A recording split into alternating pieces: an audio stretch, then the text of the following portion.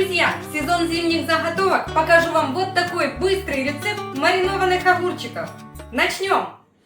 Огурчики у нас домашние, все разного размера, но в этом-то и прелесть. Главное, что домашние. Ну и вот такой у нас нехитрый набор продуктов. Ну все по порядку, досмотрите ролик до конца, будет интересно и полезно. Для начала в каждую банку мы кладем вишневый лист. Листья, честно скажу, надергала у соседки, но она об этом не знает. У нас, к сожалению, вишни не выросли. Ну и куда же без хрена? Хрен обязателен к огурцам. И не только к огурцам, но еще и к помидорам. Нарезала вот такими частями. В каждую банку по листочку, можно по два. Как будет угодно. И хвостики, и палочки, и все остальное. Даже можно корень хрена использовать. Ведь именно хрен дает тот самый хруст нашим огурчикам. Ну и вишня тоже. Следом в каждую банку идет укроп. Он у нас такой уже неказистый, слегка подсушенный, но зато домашний. И в этом его плюс. А рецепт этих огурчиков я узнала от своей свекрови. И уже закрываю эти огурцы больше 20 лет. Поверьте, классные, вкусные, хрустящие. То, что надо для салатов и не только. Ну а теперь в каждую баночку вкладываем чесночок. В банке у меня 700 мл. У меня по 2 зубочка. Этого будет достаточно. Зубочки меньше среднего размером. Ну а кто любит поострее, можете использовать еще и вот такой перчик. По одной малюсенькой перчинке в баночку, в литровую, будет более чем достаточно. Но я его припасу для помидоров. Ну а сейчас каждую баночку будем наполнять вот такими красивыми огурчиками. Огурчики я не обрезаю. Они у меня такие целенькие и остаются. Ну и еще один огурчик, последний сюда же, будет в самый раз. Ну а сверху выкладываем, конечно же, малышей. Заполняем банку полностью.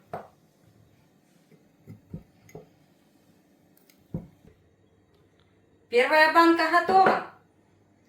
Идем дальше.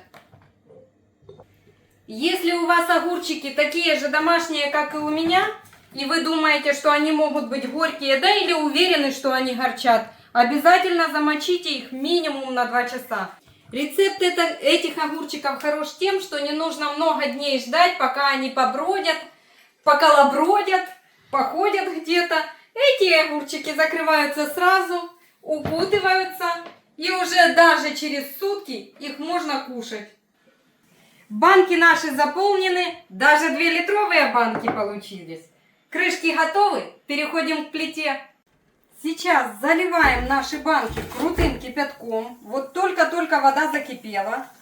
Заливаем огурчики. Банки я не стерилизую перед тем, как закрываю именно эти огурцы. По этому рецепту. Потому что мы заливаем кипятком. Заливать будем 2 раза. Первый раз заливаем, огурчики стоят 10 минут, сливаем воду в раковину. Дальше заливаем крутым кипятком снова.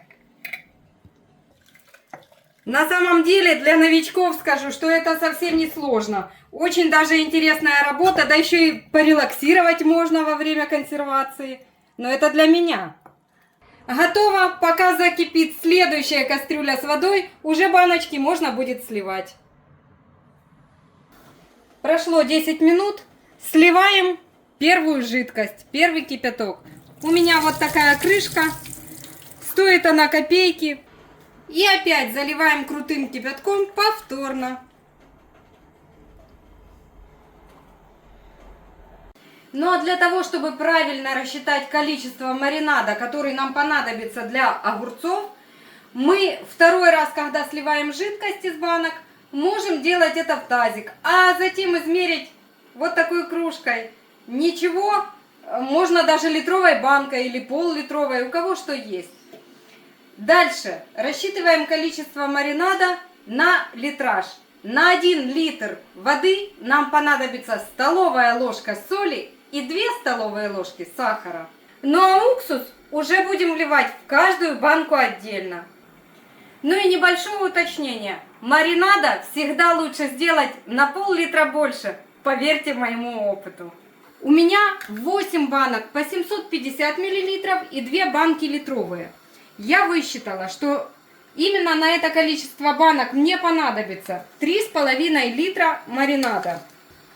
Поэтому я сюда в воду 3,5 литра кладу 3,5 столовые ложки соли.